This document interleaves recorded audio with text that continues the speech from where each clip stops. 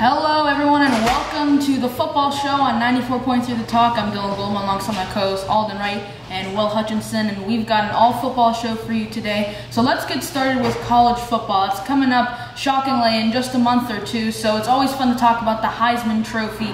Alden, I'll start with you. Who do you think is going to win the Heisman Trophy this year? Well, Dylan, I think it's Saquon Barkley.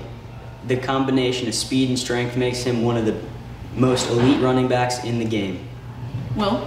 Yeah, I think Saquon Barkley is not a bad pick, but the Big Ten has too many strong rush defenses, and Penn State's just not a strong enough program to get him to win the Heisman. I look at Sam Darnold. He's a big, strong kid, great quarterback out of USC, plays in a great offense that fits him. I think he can put up big numbers and win the Heisman.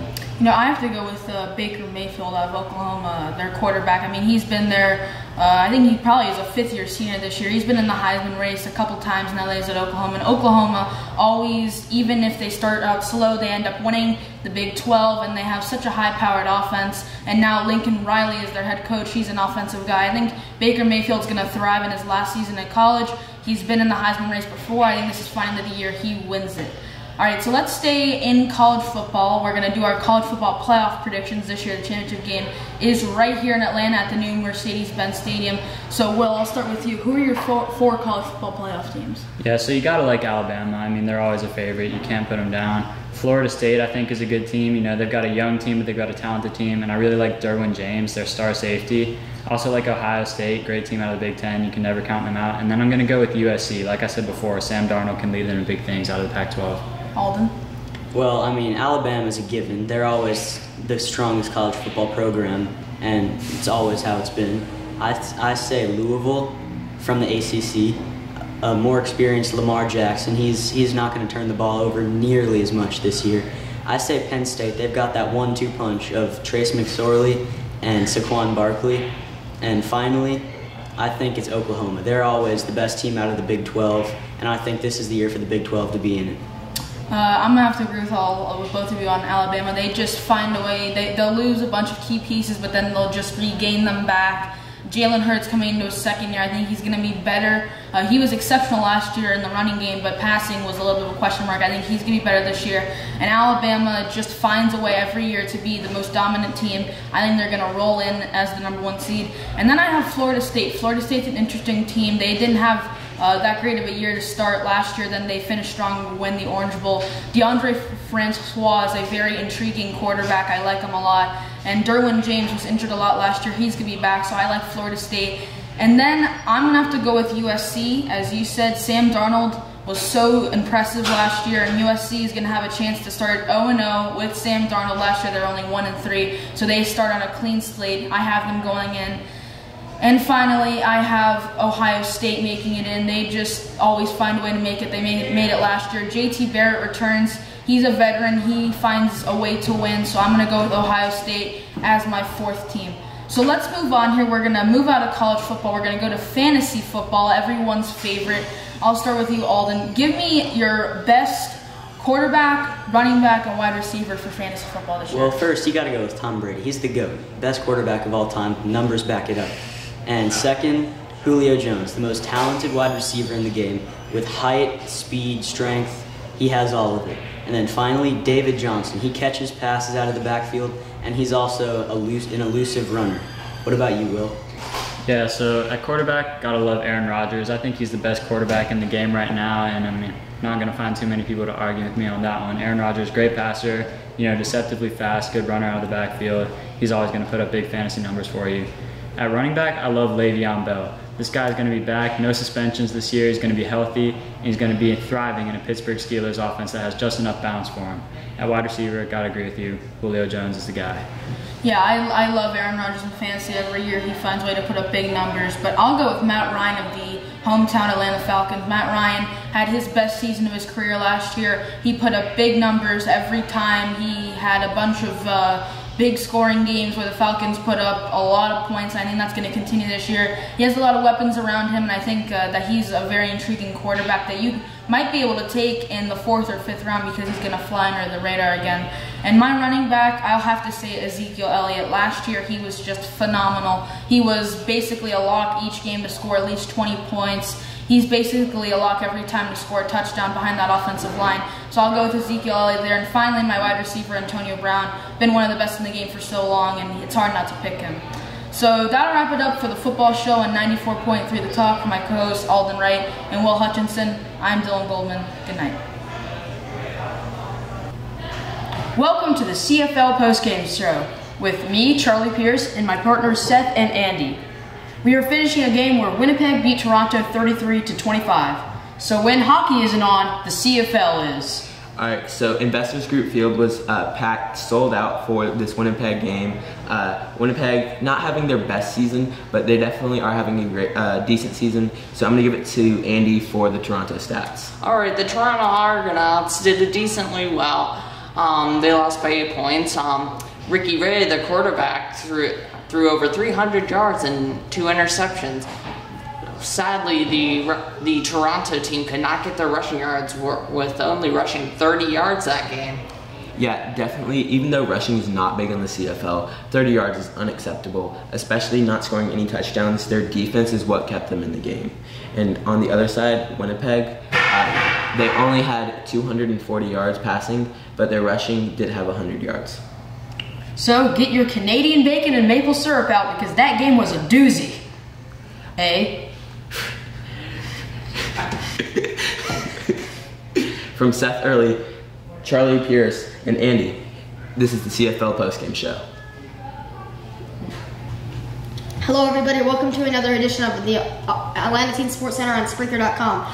Today we have a show for you on our NFL divisions predictions. So I'll start over with my co-host Will on who he has winning in the NFC divisions. In the NFC divisions, I have the Falcons coming out on top again. I have the Cowboys coming in second, the Seahawks coming in third, and the Packers coming in fourth. And those are your divisional winners. My right? divisional winners. And Jordan. Well, I have the NFC North. I have the Packers winning their division. I have the Packers winning the NFC North. I have the Cardinals winning their division. I have the Eagles winning their division. I have the Falcons winning their division. Am I missing any teams? No, and I'm going on with my predictions. So in the NFC South, as you can see, I have Hawk stuff on, so it's pretty basic. I'm going to go with the Falcons, especially with their new additions to help them get even better. And the NFC East, I have the Cowboys, just because if they were able to do it with rookies this year, and then they were able to come back with some of the talent that they lost last year and adds even more depth with their team, I think the Cowboys will come out on top again, especially with the division that they're struggling in right now. The Seahawks, I have them coming out in the West.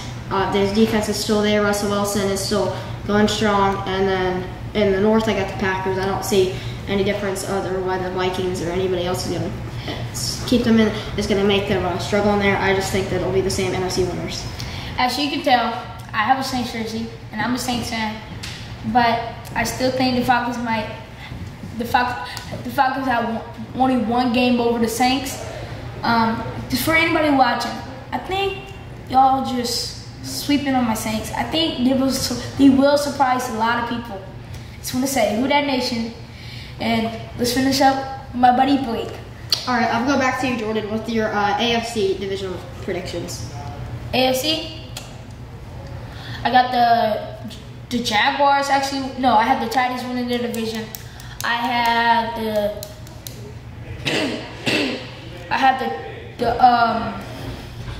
the Patriots winning their division.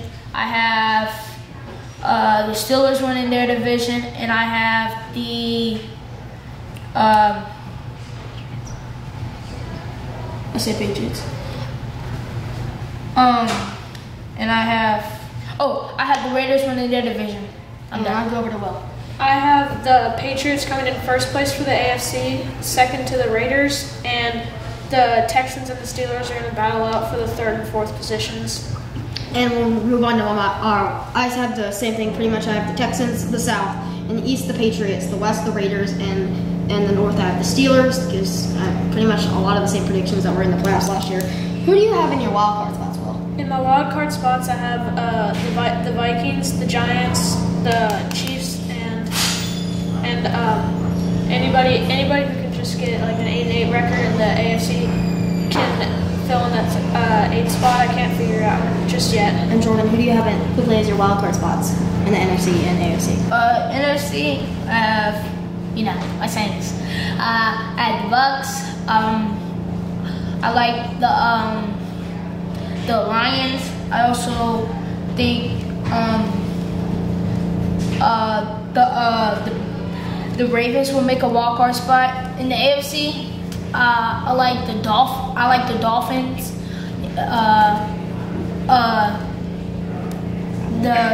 I like the Titans. I like the Jaguars. And I'm gonna have to cut you off there very quickly. I'll just say my Super Bowl prediction. I think it's gonna be a rematch of last year.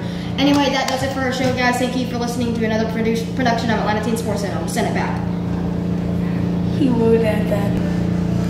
Hello everyone, I'm Harrison Larner along with Drew Galloway and Brandon Martin on Dynasty Sports Network. Today we're going to do a little college football preview. Brandon, who do you have as your Heisman favorites? Well, the favorite has to be the defending Heisman Trophy winner himself, Lamar Jackson. He's one of the most electrifying players in all of college football. He can run the ball, he can throw the ball. They have all their best receivers back. They barely graduated anyone. He is an explosive player on an explosive team that's going to put up big numbers once again.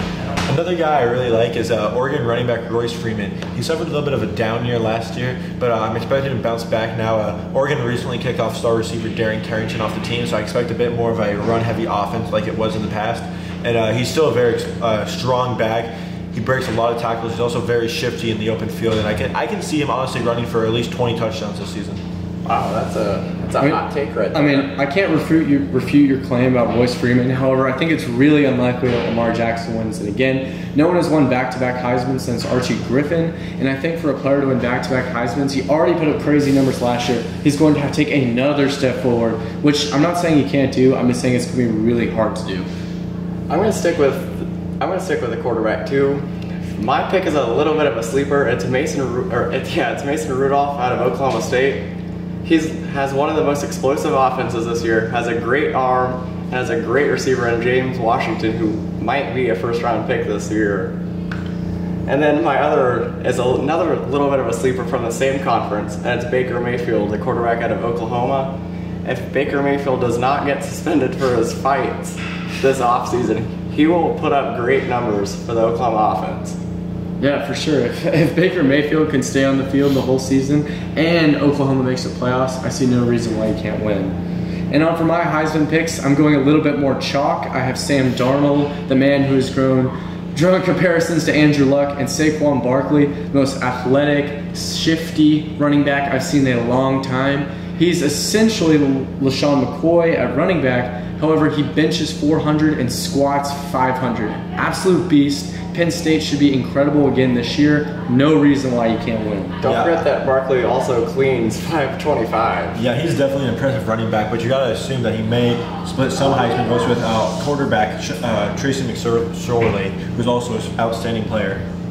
Usually when a team has two Heisman candidates, though, one kind of emerges. Perhaps it's maybe a signature moment. I'm not saying McSorley can't do it. It's generally like a signature moment, a game-winning play, and I think a long 80-yard run to perhaps beat a rival is something that he could do. So who do you guys have making your college football playoff? Well, first, you have to assume Alabama is making it back. Bama's going to be the team to beat this year. They're loaded everywhere. They have Bo Scarborough, Jalen Hurts, Minkah Fitzpatrick, absolutely talented top to bottom.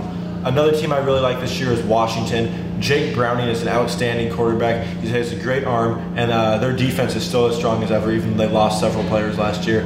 Another team I really like is Ohio State. JT Barrett's a great quarterback. The defense is outstanding, arguably one of the best defenses of all of college football.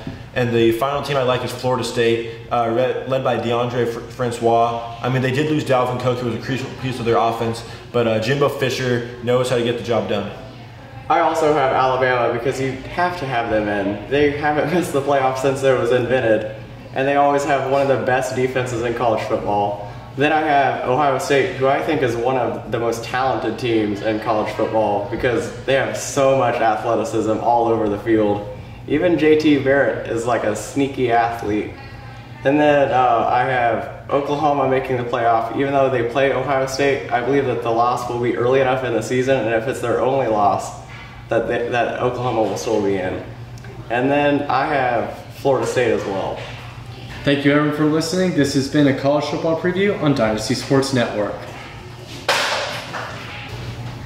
Welcome to Talk About It Sports Network. Today we're going to talk about a few things, starting with the Week 7 Falcons-Patriots rematch. How do you think that will turn out, guys? Well, I mean, the Falcons have added some depth. Patriots have kept most of their players. I think the Falcons actually might go into New England and actually steal a game. They've added depth on defense. Their offense has been playing really well. They got it going in the middle of the season, and this one's Week 7, so I think the Falcons are going to get the best of them. Yeah, I agree. I think the Falcons are out for vengeance. I think they are really unhappy with the way the Super Bowl turned out, especially the second half, and I think they're just going to come out of the gate in that game, just both offense and defense firing at full cylinder. What about this year? Will there be another Super Bowl rematch, like in the Super Bowl, or will there be different teams in the Super Bowl? This will be a rematch that, I mean, when you think about it, there's not really anybody to contend in the NFC South. There's not a lot of good teams. Last year, the Falcons really cruised the other teams and doing that. But if you remember, the Panthers had an undefeated season, went to the Super Bowl, and then went out and lost the first 4 games and had a terrible season, had to fire their GM. So anything can happen in the NFC South. Yeah, anything can happen in the NFC South, but I don't think it's that strong of a division yet. A lot of teams are really building. But I think the NFC playoffs could be good. I think Green Bay could get back Seattle. Because they have Aaron Rodgers, of course. A lot of good teams. Packers are good. They kept a lot of their good players. Jordy Nelson, Jared Cook. They have a lot of good players on their team. But I think the Patriots will also be in the NFC South, so I think it'll be a Super Bowl rematch. I think the Patriots actually might cruise to that one. Yeah, I think definitely in the AFC the Patriots are going to win because I don't think there's any really strong contenders. And I don't know why. I just got a feeling that the Falcons are going to go back. So I think it'll be a rematch. Would you call this another 2 super teams? Will we see it again and again and again as we see with the Cavs and Warriors? No. Or are they in a different situation? No, eventually, I think after next season, this upcoming season after that, I think Green Bay or Seattle is going to come back and they're going to get the best of one of these teams because they can't last, like the Falcons won't be able to last for that long, I don't think. Yeah, I think the Falcons, especially if they don't win the Super Bowl this year, I think some of their players may start leaving. Will the Patriots' dominance continue?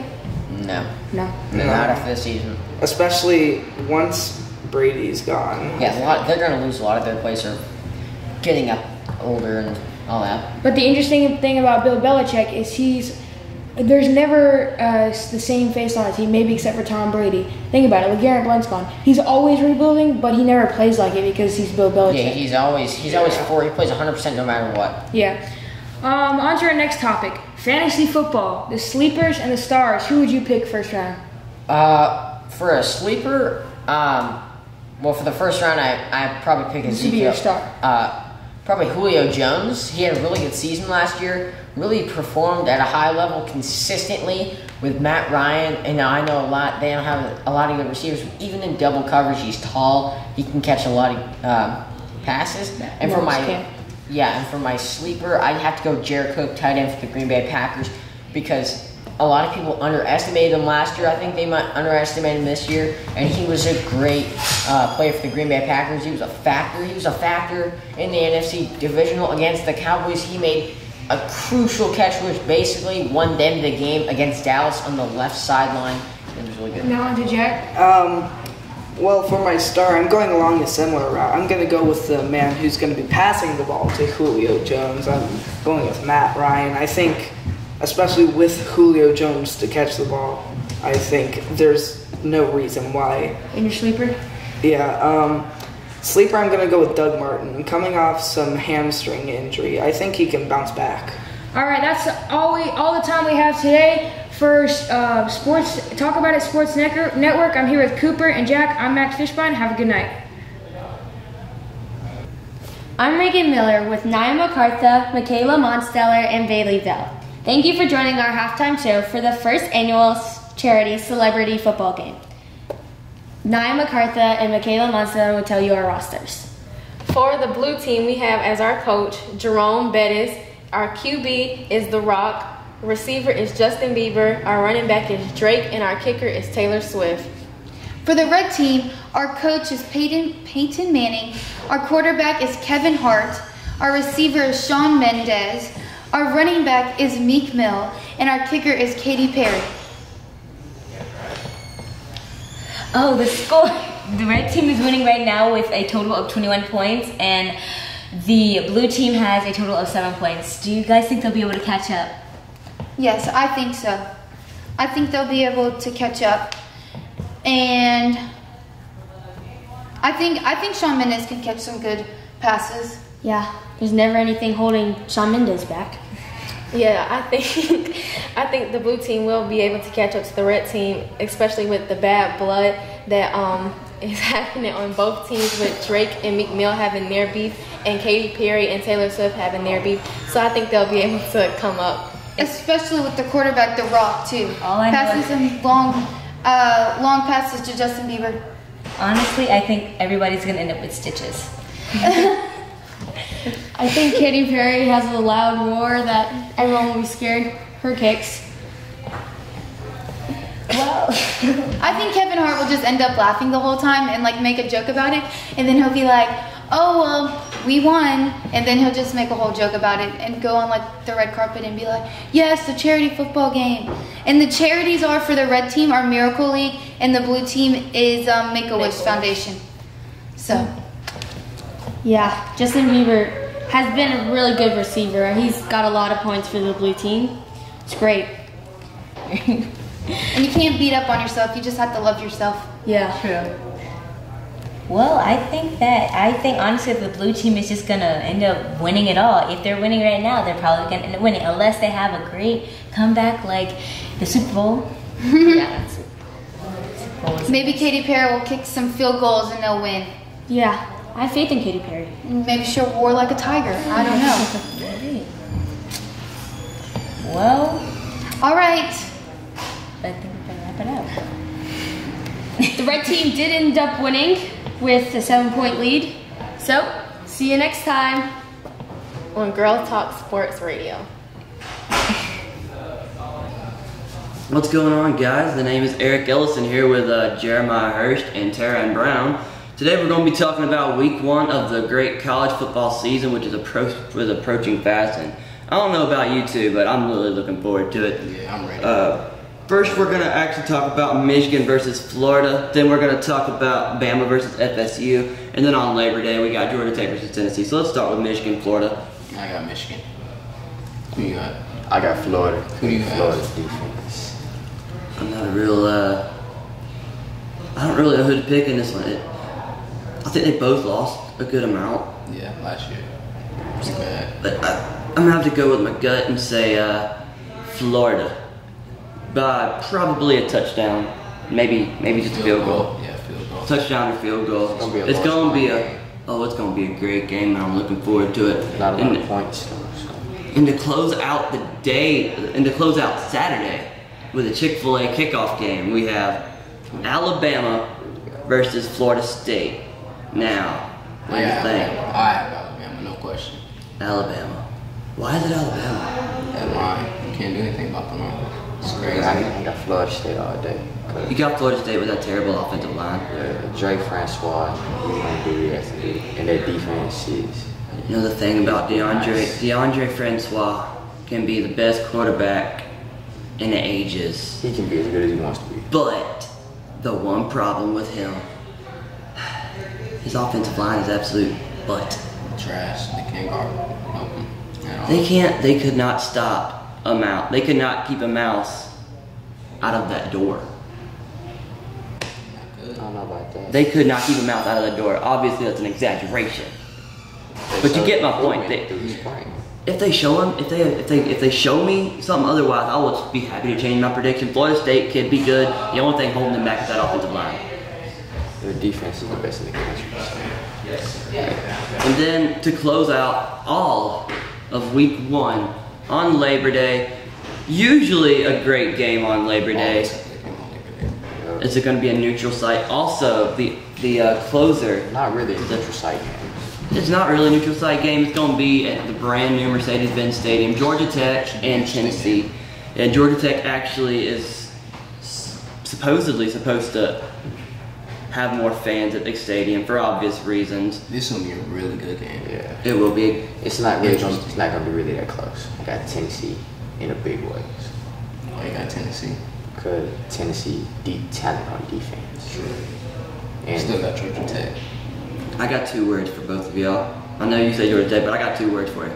Triple option. I got another word. Another 2 words. Spread option. Another one. Read option. I have another one. No passing game. Do you not watch any Georgia Tech? I watched it. You must not watch a whole lot of Georgia Tech because we got 2 good receivers. Amazing receivers. No, I wouldn't say amazing, but Brad Stewart and Ricky June. Paul Johnson actually took Ricky June to ACC Media Days. True. An option coach taking a wide receiver to Media Days, I mean, I'm saying something, in my opinion. It's just saying he blocks real good. That's all. It could be. Guess what? If he blocks real good, what does that mean? That means he's a good wide receiver at Georgia Tech's eyes. He can also catch some passes. I've seen him get a one-handed catch one time. I've seen it. All right. And the quarterback, Matthew Jordan. The new quarterback, Matthew Jordan. We lost, not we. They lost Justin Thomas, probably the best quarterback and Paul Johnson has ever coached. And but Matthew Jordan, he played against Virginia Tech in the in-lane stadium, and he threw some good passes. He went 2 for 7, but a lot of those were actually drops. Do not say nothing about the wide receivers being trash for that. But he threw some nice passes. But anyway, you know our picks. What do you think? You can tell us on the EJTshow.com. But anyway, I'm Eric Ellison, Jeremiah Hirsch, Taryn Brown. Good night. Rocky Top. Hello, everybody, and welcome to the TLC show. I'm Luke Jackson with Trey Crumley and Cole Zellner. Today, we're going to be giving you a preview of the NFL season. Now, guys, first topic today. Who do you guys think will be the biggest disappointment in this year's NFL season? Cole. I think it's going to be the Houston Texans. After multiple playoff appearances in the past few seasons, they really haven't done anything in the playoffs, and they haven't acquired any real new prospects. I think it'll be a year or 2 until quarterback Deshaun Watson really settles in with the team, and I think that this year they will miss the playoffs even though they have a loaded defense. My team might be surprising, but I think the Broncos, they still don't have a quarterback. That's a good one.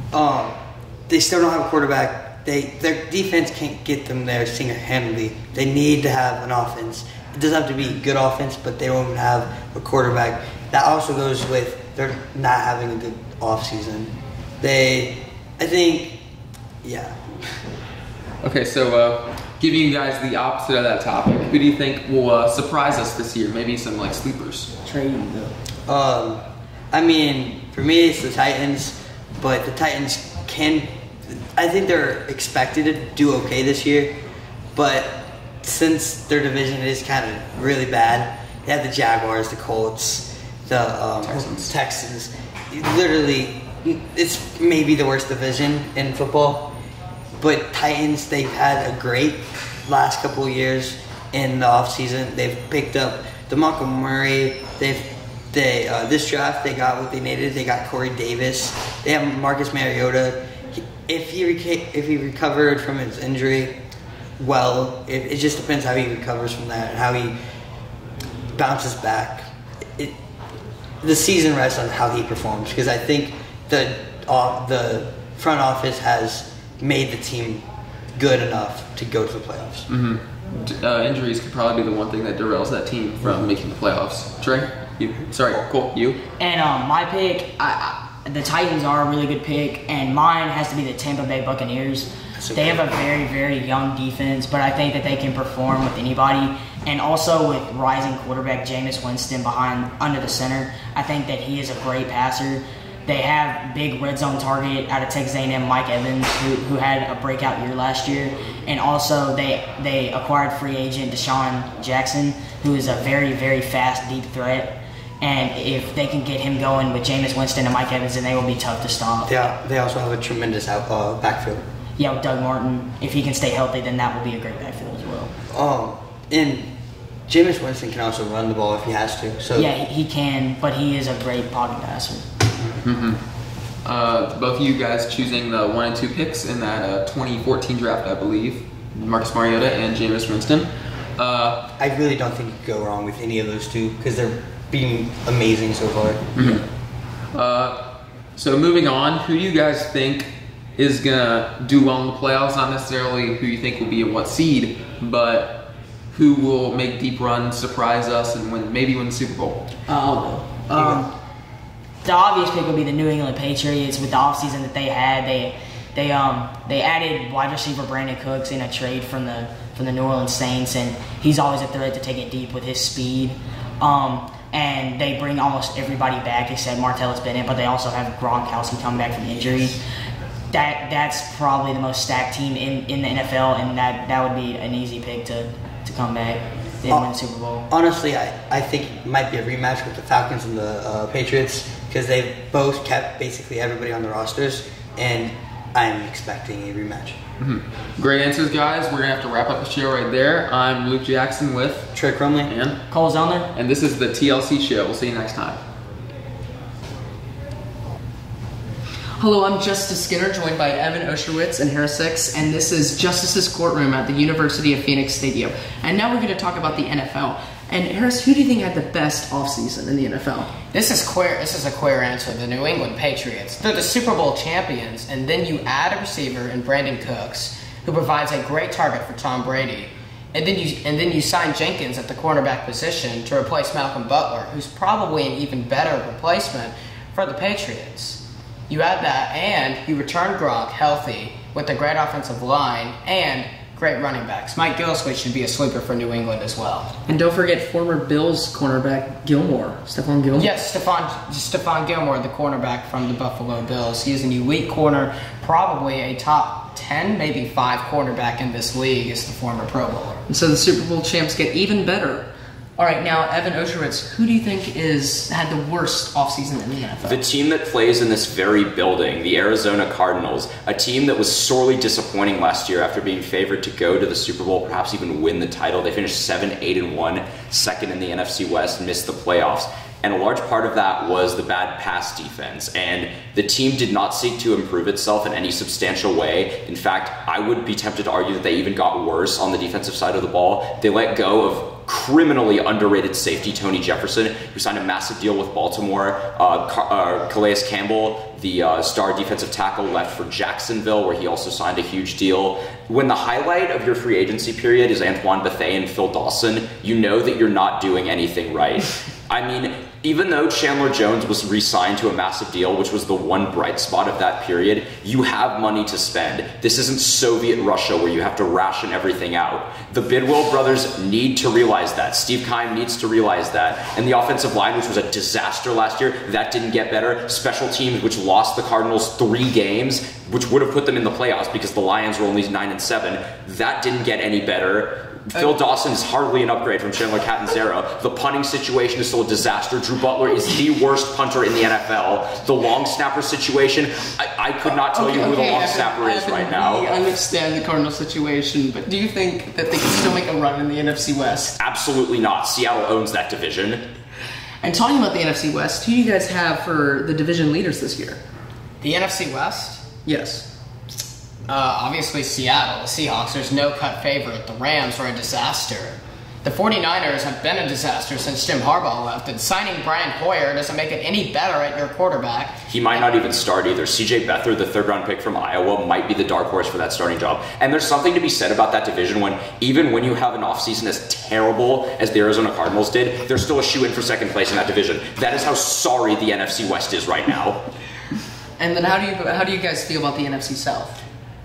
Falcons. That's not even close. Atlanta, Tampa Bay could be a sleeper, but the Falcons, they're the defending NFC champions. Oh, Tampa Bay will make the postseason for sure. They're coming off a 9-7 season. Jameis Winston is steadily improving every single year. Doug Martin's going to serve a 4-game suspension, but let's be honest, they didn't rely on the run game at all last season anyway. The defense is still terrific. They'll make the playoffs, but I don't think they can touch the Falcons. And don't forget that they added Chris Goodwin and O.J. Howard to an already pretty stacked wide receiver. And Atlanta also signed for the Falcons. They signed star defensive tackle Dontari Poe, former Pro Bowler. That is a great acquisition. Alongside Grady Jarrett, that's going to be the best inside defensive line in the NFL.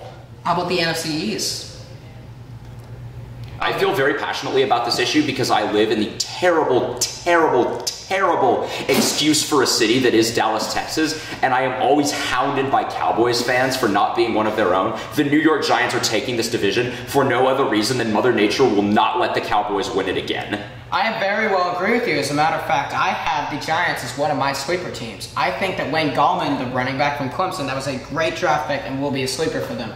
The Giants have a great receiving core for Eli Manning in a great secondary, led by a very underrated safety, Landon Collins. And the addition of Evan Engram helps the passing game a good deal, too. And definitely Brandon Marshall playing now alongside Odell. That should open up chances for Odell to get some looks. And don't forget about that defensive line, Olivier Vernon and Jason Pierre-Paul. Okay, then how do you feel about the playoff picture for the AFC? Who do you have to be the 1 through 4?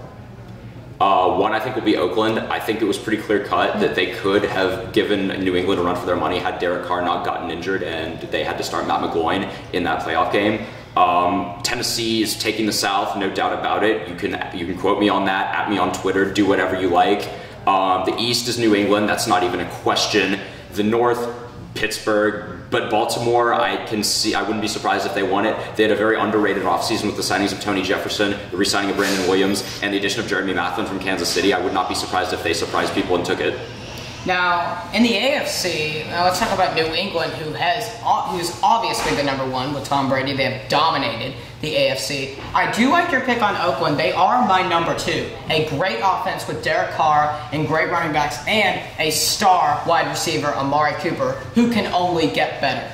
A defense that is improving, but they have talented players. If they can get that together and take the next step, I think they can take on New England for that number 1. And even if the Marshawn Lynch acquisition doesn't pan out, Jalen Richard and DeAndre Washington are still 2 quality backs that can do great things behind that terrific offensive line. And I like Pittsburgh in Tennessee at number 3 and 4 as the division winners. And then talking about Kansas City, the AFC wildcard, that'll be a very tough game against the Tennessee Titans versus the Kansas City Chiefs. That's who I think would be the 4 and 5. Well, the X factor in that game is special teams, and that's something that Kansas City has, especially with Tyreek Hill returning those kicks. Defense was also great last season. I think the Chiefs will be an easy lock for the 5 spot. For that last spot, I'm gonna say the Houston Texans, just like they were last year, because that defense is also very good. I know that if you're a Titans fan, that one might sting a little bit, but I still think that Houston will get in over any of the other possibilities. All right, that wraps it up for Justice's Courtroom. This is Evan Oshowitz, Hair 6, and Justice Skinner signing off. Hey everyone, this is the Football Talk. I'm your host. I'm Daniel Smith. Brian Gulick. Garrett Berg. Our topics today are going to be can the NFL Falcons bounce back from a Super Bowl defeat, and who was the best coach to coach of the NFL. I would think absolutely the Falcons will bounce back. Of course, even though coming up short last season, Matt Ryan will be a real good quarterback, probably one of the best. You got a good offense, but the question is, do you have a good defense? Why I'm asking that is because defense wins championships. Yeah, I think last season, the defense definitely slowed down. They got gassed out in the Super Bowl and just couldn't keep up, and the Patriots just got on that and just plowed through their defense. I think the defense is definitely going to be a lot better this year, definitely one of the best in the country right now. They have a really solid defensive line, and also Matt Ryan, veteran quarterback on the offensive side, and just amazing wide receivers and tight ends. Julio Jones, for example, just one of the really better teams out there right now. And I think the Falcons will have a good chance this season, and definitely be able to make the playoffs this year with all their good new young blood who has been veteranized by last season. I think the Falcons definitely bounce back from a Super Bowl defeat because the Falcons have been here before. A loss here, a loss there. They lost to the ultimate Thomas Brady in the Super Bowl, but I think maybe the Falcons definitely have the guts to with the new players they drafted, new people, A lot of people didn't get a lot of playing time last year. And we definitely can come in and help us out, make a big play if they can. I think the Super Bowl loss last year is definitely going to drive them to do a lot better this year and take that win this time. Our second topic today is who can coach the NFL way better. Who think was the best NFL coach the game? Well, the best coach of the game is Mike Mularkey for the Titans, and you got options like Pete Carroll, you got Belichick, you got Tomlin for the Steelers. But why would you think Mike Mularkey? Well, Mularkey turned the Titans all the way around. Even though they missed the playoffs, they're probably going to bounce back and make it in this year. Of course, you talk about other coaches out there, like I think they're good coaches. Pete Carroll, the Seahawks. I mean, he's turned Seattle around most of these years. Of course, after that Super Bowl win in 2013, coming up short in 2014, then we get in the divisional round the last 2 years. So yeah. I definitely think the coach of the Patriots definitely is one of the better coaches out there. He's made his team go to the championship and also just making it to the end of the year postseason tournaments. He's just been really good overall all around, and he's just make his team do really well, always leads them to victory. That's why I think he's the best coach out there. I think Mularkey was the best coach ever to coach a game of football, because he definitely came in, got his players involved with the game. He was definitely like, come on guys, keep on going. We're down, the game's not over till it's over. Let's keep going. And I think maybe Mularkey deserves that Coach of the Year award because he definitely had the guts to keep going.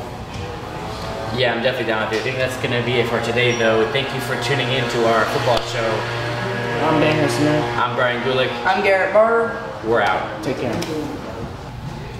Hey, welcome to the post-game Super Bowl show with my host, Danny Smith, Aiden Taylor, and I'm Justin Eisenberg. Today, we're talking about two topics. We're talking about who we think the best quarterback is, and will the Falcons recover from will the Falcons recover from this loss? I personally think that the Falcons can recover from this loss because they have a young core and they have some veterans, so it's a good mixture of players that can. And since they lost this, they're hungry for a championship. So, what do you think? I don't know. I think the Falcons definitely pull off this year because they don't like losing. No one likes losing. And from the young core that they had last year and the young draft picks that do, it's like that model they have, always keep going when they get stuck and never give up. Definitely they can use that to motivate them because this loss though, this loss in the Super Bowl, the biggest game of their lives, actually makes them stronger and it wants to motivate them to keep going. What do you think, Aiden? I think that they certainly can, but it's not guaranteed. They play in a really tough division with lots of great quarterbacks. Buccaneers are up and coming. Saints always have Drew Brees. Panthers went to a Super Bowl 2 years ago. But I still think they have a chance. You look at history from other sports recently. The Clemson Tigers, they lost the championship game. They came back. North Carolina Tar Heels, they lost, and they came back in NCAA basketball. And it just seems like that's the way things are going recently. So I think it wouldn't be surprising if the Falcons came back. Yeah. So, Daniel, who do you think is the best quarterback of all time? I think the best quarterback there, I'm going to give it to Brady. Because Brady definitely knows how to do the play. When he first entered the league, he was ready to play, ready to be the quarterback of whatever team that drafted him. And when he went to the Patriots, I think maybe Brady can definitely might get one more ring. I don't know how many rings he got. If we're going to get next year, but I think he might stick with 6 and one more and that's it. I have to agree with you. I think after all the scandals, all the drama, all the doubt that surrounded him with the Deflategate, with all that type of stuff, I think this game really proved that Tom Brady's legit, that he is the greatest of all time. And coming back from 28-3, it really shows that he can strive in any situation you put him through. And I think he is the greatest of all time. I agree with what you said. I think he's really good at dealing with adversity and coming through the clutch. I think the thing that separates him from other quarterbacks is his intelligence. Like, he's mentally prepared and he knows what he's doing. he knows when to make a pass, who's the most open. He can just kind of see the field really well. This has been the Super Bowl post-game show.